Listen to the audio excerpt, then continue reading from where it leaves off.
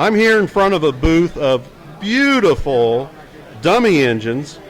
He's got guns, even straight engines here. This stuff is beautiful. And your name's Chris, and where are you from? From Indianapolis.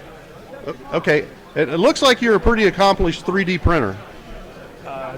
I suppose so. You suppose so?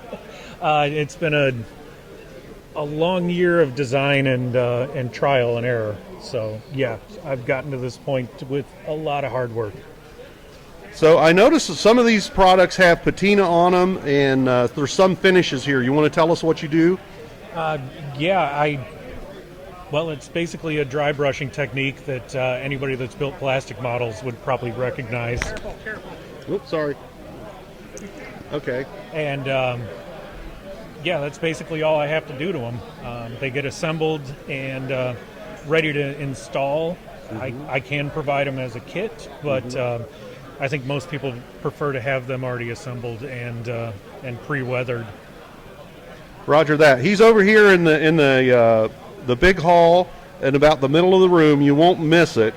And he doesn't have a name for his company yet, so maybe you should come over and suggest one. So I would love that.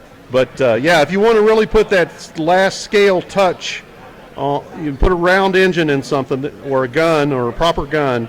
Definitely come over and look at this stuff. It looks very high quality.